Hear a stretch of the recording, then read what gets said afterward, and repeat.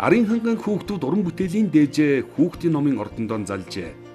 Цэдэн давг багштай Мэлми урлангийн хүүхдүүд үзэгслэнгээ олон нийтэд сурталчилсан энэ хүн болох багасаа гэдэг.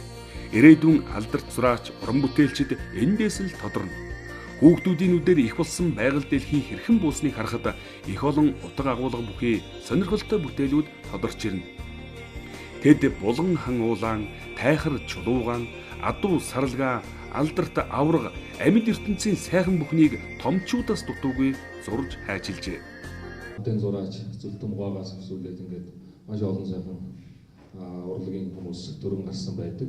За энэ бүхнийхээ бас үргэлжлэл болоод өнөө цагт ахмадуудынхаа энэ сайхан уламжлалыг, энэ сайхан ур ухааныг ингээд уламжлаад авч явж байгаа дүү нартаа бас арангаажуудынхаа нэрийн өмнөөс талархахаас өөр арга байхгүй.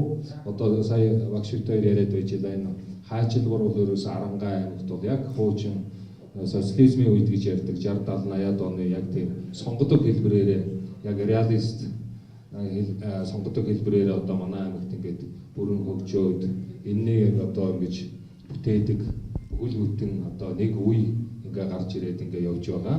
Тэгэхээр энүүгээрээ бол бахархаж байна. Энэ ганцхан одоо өнөөдрийн энэ үзэсгэлэнд тавигдсан бүтээлүүд биш. Энэний цаана одоо энэ танхимын багтаамжаас болоод тавьж чадаагүй маш олон зургууд байгаа. Маш олон хүүхдүүдийн бүтээлүүд байгаа.